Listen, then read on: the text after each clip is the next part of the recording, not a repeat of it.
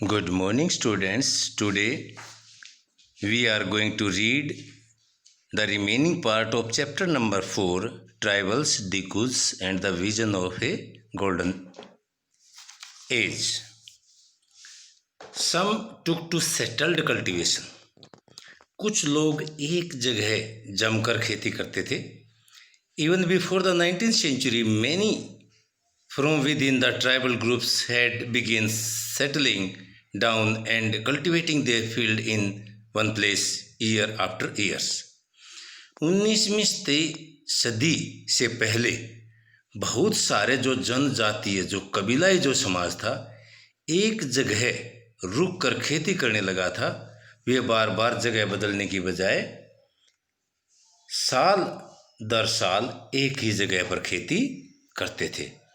Instead of moving from place to place, एक स्थान से दूसरे स्थान पर घूमने की बजाय they began to use the plough, उन्होंने हलों को प्रयोग करना शुरू कर दिया. And gradually got right over the land, और धीरे धीरे उन्होंने ज़मीन के ऊपर अपना अधिकार स्थापित कर लिया. किन ज़मीनों पर? दे लिव्ड ऑन, जिन पर वे रहते थे. इन मैनी केसेस, बहुत सारे कारणों से, लाइक द मुंडाज ऑफ छोटा नागपुर, बहुत सारे जो समुदाय थे जैसा कि छोटा नागपुर के अंदर Mundas, the land belonged to the clan as a whole, जो जमीन थी पूरे कबीले की संपत्ति होती थी. All member of the clan were regarded as descendant of original settler, सभी जो सदस्य थे किसके? कुल के. जो कुल के सभी सदस्य थे वे वास्तविक रूप से जो रहने वाले व्यक्ति थे उनके वंशज थे. Who had first declared the land, जो who had first clear the land, जिन्होंने पहले जमीन को साफ किया था. देयरफॉर, इसलिए all of them had right on the land, इसलिए उन सभी का जमीन के ऊपर अधिकार था. They often some people within the clan required more power than other. Some people within the clan, कुल में से कुछ आदमी जो थे उन्होंने ज़्यादा शक्ति प्राप्त कर ली देन अदर्स, दूसरों की अपेक्षा. Some became chief and other followers, कुछ तो मुखिया बन गए और दूसरे उनके अनुयायी बन गए, उनका अनुसरण करने वाले बन गए. Powerful man often rented out their land instead of cultivating it themselves, जो शक्तिशाली आदमी थे वे अपनी ज़मीन को पट्टे पर दे देते थे उस पर खेती करने की बजाय. ब्रिटिश ऑफिशियल सा, अंग्रेज अधिकारियों ने देखा, settled tribal groups like the Gonds and Santhal as more civilised than hunter gatherer और शिफ्टिंग कल्टिवेटर. अंग्रेज जो अधिकारी थे उन्होंने देखा कि जो स्थापित रूप, जो सेटल्ड ट्राइबल ग्रुप था, जो एक जगह पर बसा हुआ कबीलाई समाज था जैसे गोंड और संथाल, वे ज़्यादा सभ्य थे. किनसे? शिकार संग्राहक और गोमंतु काश्तकारों से. Those who lived in the forest were considered to be the wild and savage. जो जंगलों में रहते थे उनको ज़्यादा असभ्य और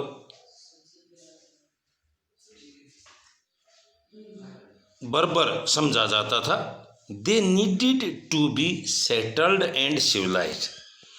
उनको सभ्य बनाने की और एक जगह पर स्थापित करना जरूरी था. उनको एक जगह पर स्थापित करना जरूरी था, उनको सभ्यता सिखानी जरूरी थी. How did colonial rule effect tribal lives? जो औपनिवेशिक जो शासन था उसने कबीलाई जो जीवन था उसको किस तरह से प्रभावित किया। The lives of tribal groups changed during British rule. जो कबीलाई जो समूह का जो जीवन था अंग्रेजी शासन के दौरान उसके अंदर परिवर्तन आए। Let us see what these changes were. आओ ये देखते हैं ये परिवर्तन किस प्रकार के थे। What happen to tribal chiefs. कबीलाई जो मुखिया थे उनके साथ क्या घटित हुआ। Before the arrival of the British in many area the tribal chiefs were important people. अंग्रेजों के आने से पहले बहुत सारे क्षेत्रों के अंदर कबीलाई जो मुखिया थे वे बहुत ज़्यादा महत्वपूर्ण व्यक्ति माने जाते थे। They enjoyed a certain amount of economic power and had the right to administer and control their territories. उन्होंने अपनी आर्थिक जो शक्ति थी उसका पूर्ण रूप से आनंद उठाया। एंड हैड द राइट और उनके पास अधिकार था to administer and control.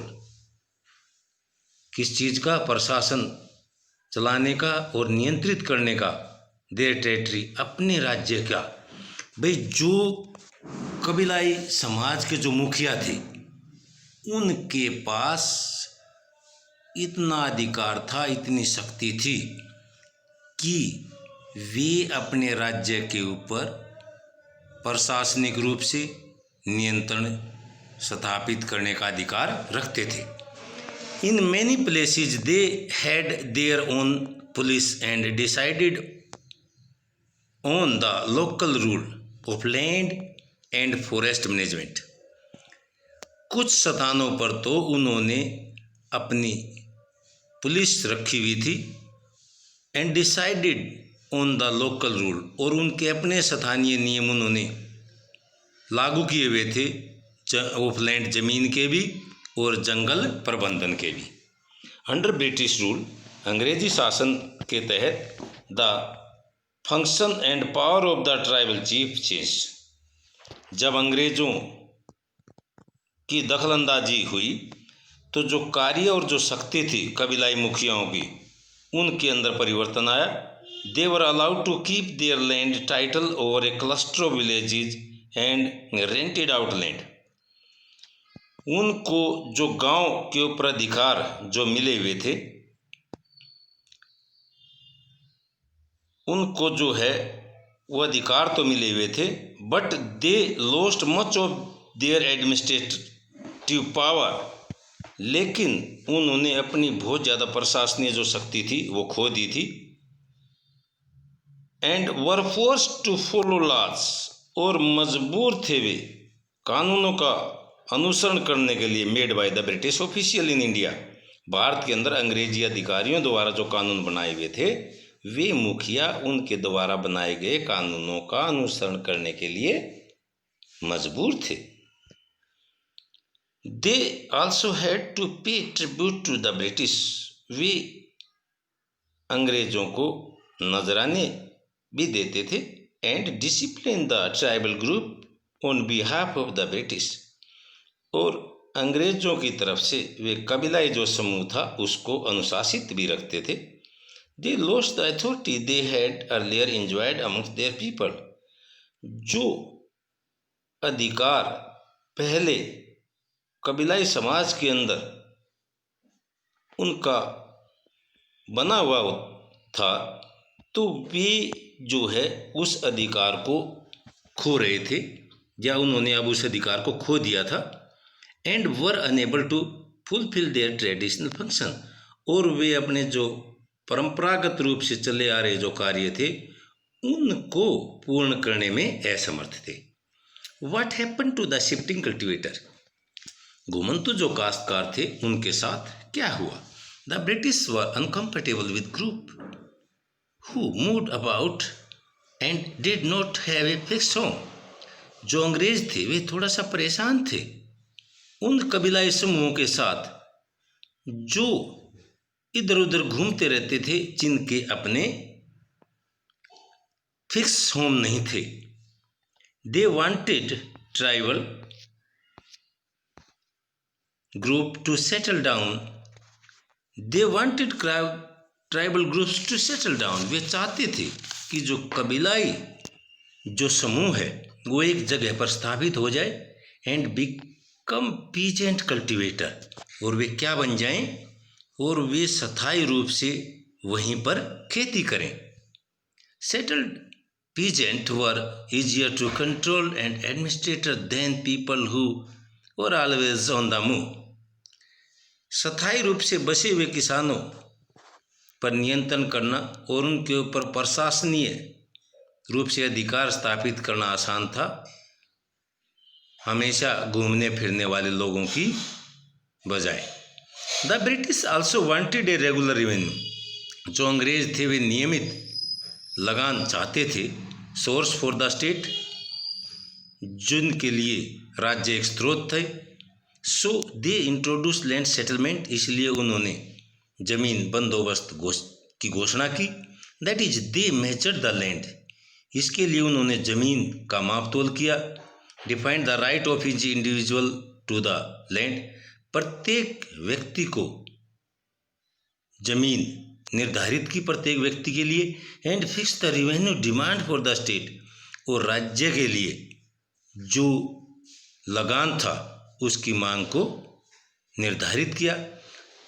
Some peasants were declared land owner, कुछ जो पीजेंट्स थे, कुछ जो किसान थे, उनको भूस्वामी घोषित किया. अदर टेनेंट, कुछ को काश्तकार. एज यू हैव सीन, जैसा कि आपने देखा, the tenant were to pay rent to the land owner, जो काश्तकार थे, जो पट्टेदार थे, उनको जो है रेंट जो होता था वो भूस्वामी को, लैंड का जो ओनर था उसको देना पड़ता था. वो in turn paid revenue to the state, और जो बदले में इस लगान को राज्य को अदा करता था. The British effort to settle jhum cultivation was not very successful. अंग्रेजों का जो प्रयास था झूम कल्टीवेटर को एक जगह पर स्थापित करना, वो बहुत ज़्यादा सफल नहीं हुआ.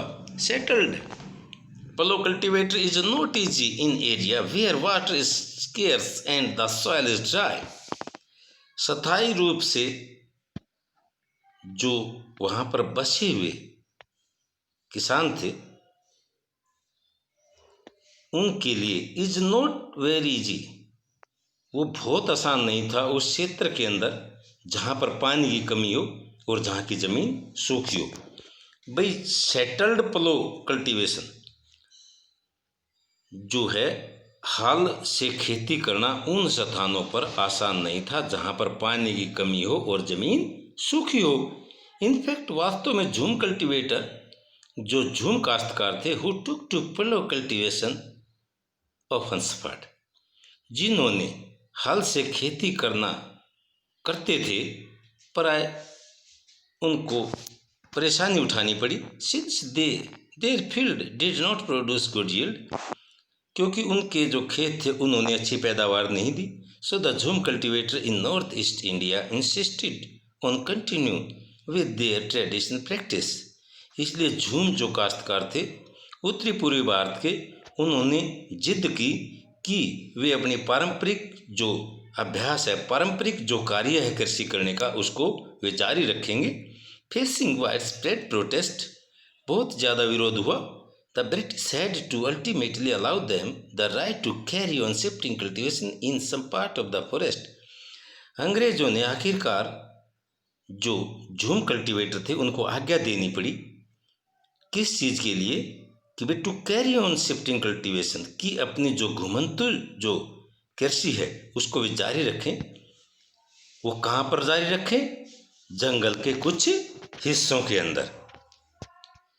Forest law and their impact, वन कानून और उनके प्रभाव. The life of tribal group as you have seen was directly connected to the forest.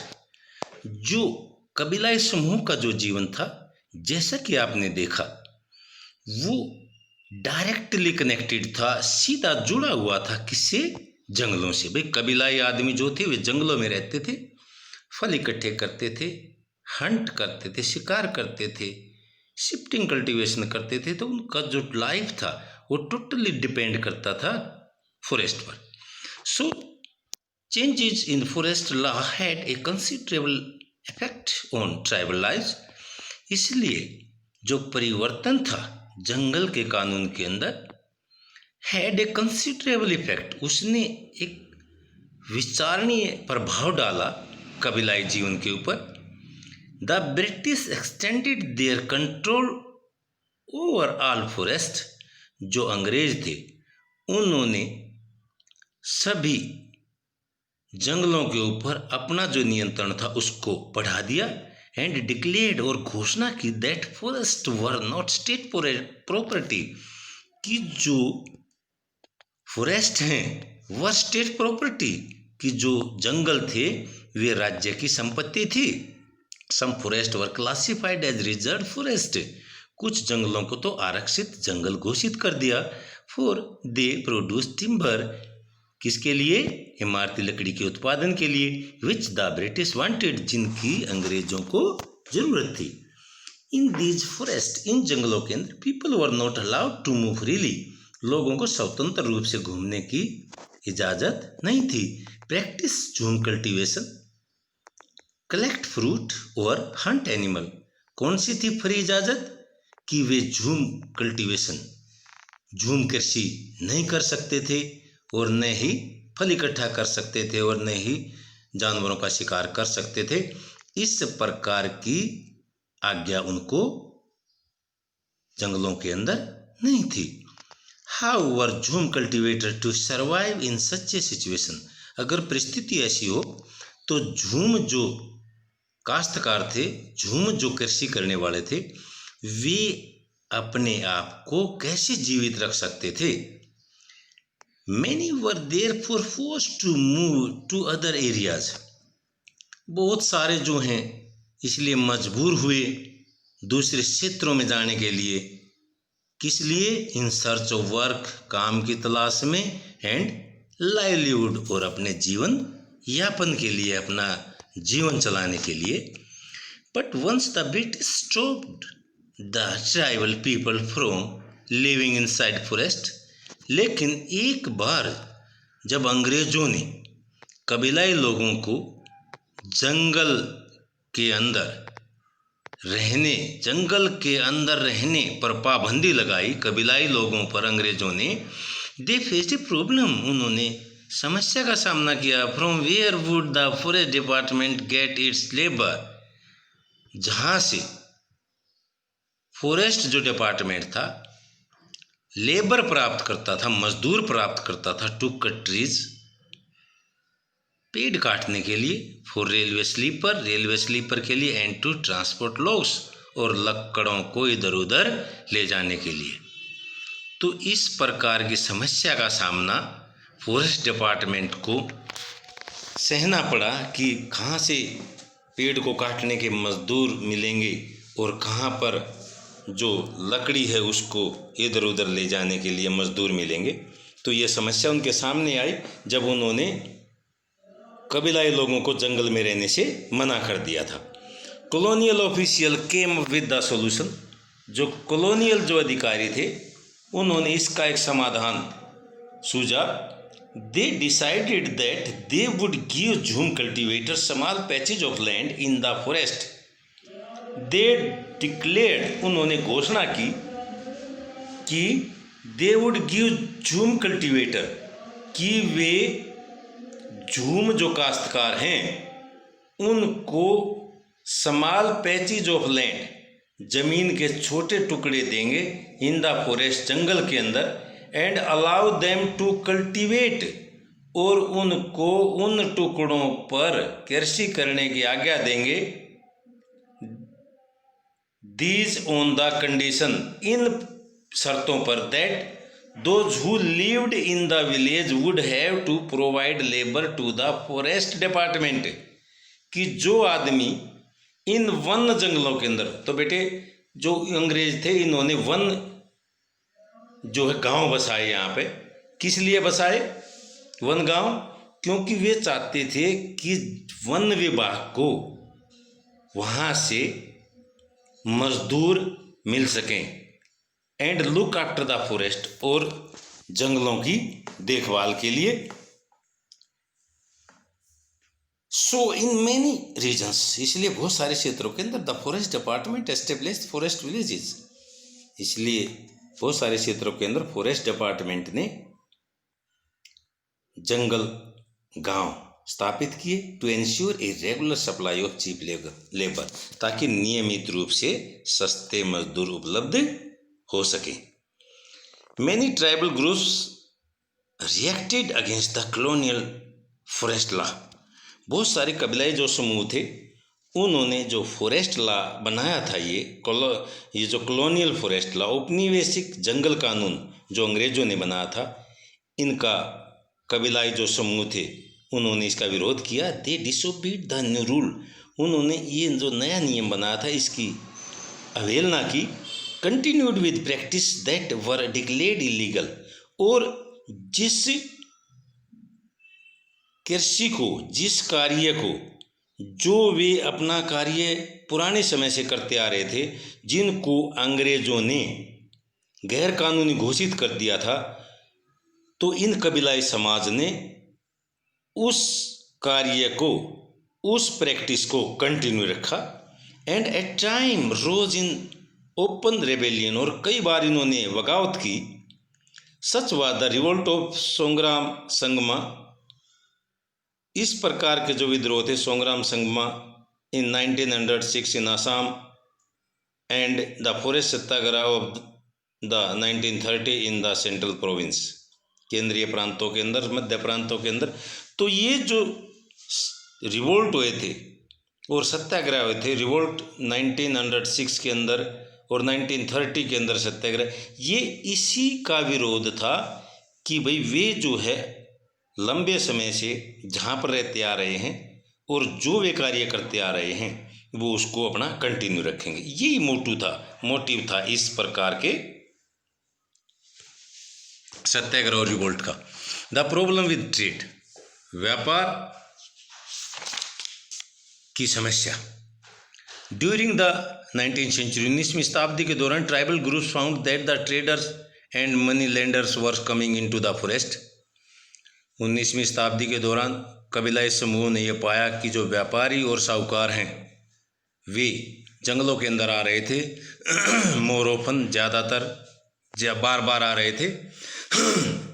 Wanting to buy forest produce, वे जो है जंगल के जो उत्पाद को खरीदने के लिए, ऑफरिंग कैश लोन, नगद कर्ज देने के लिए, and asking them to work for wages, और मजदूरी पर काम के लिए।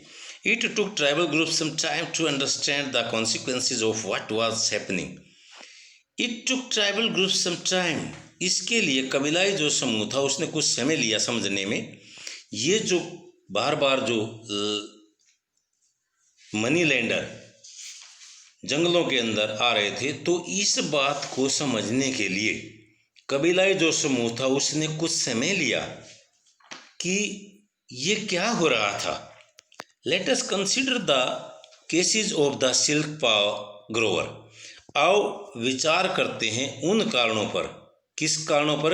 सिल्क ग्रोवर, रेशम उत्पादन करने वालों पर विचार करते हैं। इन द 18th सेंचुरी, 18वीं शताब्दी के अंदर Indian silk was in demand in European market, Europe के बाजार में भारतीय सिल्क की बहुत ज़्यादा मांग थी। The fine quality of Indian silk, अच्छी जो क्वालिटी थी भारतीय रेशम की, वाज हाईली वैल्यूड, उसकी बहुत ज़्यादा कीमत थी। And export from India increased rapidly, और जो भारत से निर्यात था बहुत तेज गति से बढ़ गया। एज द मार्केट एक्सपेंडेड, जैसे ही मार्केट के अंदर विस्तार हुआ, ईस्ट इंडिया कंपनी ऑफिशियल, जो ईस्ट इंडिया कंपनी के जो अधिकारी थे, try to encourage silk production, उन्होंने प्रयत्न किया सिल्क उत्पादन को बढ़ाने का, to meet the growing demand, बढ़ती हुई मांग को पूरा करने के लिए। Hazaribagh in present day Jharkhand was an area where the Santhal reared cocoon, ऐसा ही एक एग्जाम्पल है हजारीबाग, जो वर्तमान में झारखंड है। जो आपका स्टेट झारखंड है बेटे, वो पहले हजारीबाग एक ऐसा स्थान था जो क्षेत्र जहाँ पे संथाल जो कबीलाई समाज था वो कोकोन पालते थे। कोकोन होता है रेशम के जो कीड़े होते हैं उनका खोल, तो रेशम के कीड़े पालते थे। The trader dealing in silk sent in their agent who gave loan to the tribal people and collected the cocoon. The traders dealing in silk, जो व्यापारी सिल्क का व्यापार करते थे, सेंट इन देयर एजेंट, उन्होंने अपने जो एजेंट थे उनको भेजा, जो कबीलाई जो लोग थे उनको लोन देते थे, कर्ज देते थे, एंड कलेक्टेड द कोकोन, और उनसे रेशम के कीड़ों के जो खोल थे वो इकट्ठे करते थे। The Grover were paid Rs ₹3 to ₹4। जो उत्पादक थे कोकोन के, रेशम के जो उत्पादक थे, उनको 3 से 4 रुपये मिलते थे फॉर 1000 कोकोन, 1000 रेशम के कीड़ों के खोल के। These were then exported to Burdwan in और गया, ये जो हैं भेजे जाते थे बर्दवान और गया की तरफ। Where they were sold at 5 times the price, जहाँ पर उनको 5 गुना कीमत पर बेचा जाता था। The middle man so called, जो बिचौलिया ये ऐसा काम करते थे, because they arrange deal between the exporter and the silk Grover, क्योंकि वे रेशम उत्पादन करने वाले और जो व्यापारी थे उनको खरीदने वाले, उनके बीच में डील का काम करते थे, बिचौलिया का काम करते थे। एंड मेड ह्यूज प्रॉफिट, और इससे उनको बहुत ज़्यादा लाभ होता था। The silk Grover earned very little, और जो सिल्क के जो उत्पादक थे वे बहुत ही कम कमा पाते थे। अंडरस्टैंडेबली मैनी ट्राइबल ग्रुप्स सा, और बहुत सारे जो कबीलाई समूह थे उन्होंने देखा कि जो मार्केट और जो व्यापारी हैं एज देयर मेन एनिमीज, कि वे उनके मुख्य दुश्मन थे। इसलिए बेटे इस लेसन को ध्यान से पढ़ना है। और जो नेक्स्ट आपका यूटी जो यूनिट टेस्ट होगा, जिसकी डेट 8/9 जो है, आई थिंक मे बी 9 जून है, उसके लिए आपके जो चैप्टर होंगे वो फर्स्ट और सेकंड चैप्टर होंगे, ये हमारे ज्योग्राफी के चैप्टर होंगे, तो उनको अच्छी तरह से याद करना है। लेसन की अच्छी तरह से रीडिंग करनी है और एक एक वर्ड को ध्यान से रीड आउट करना है, so that you can get good marks. Okay, thank you.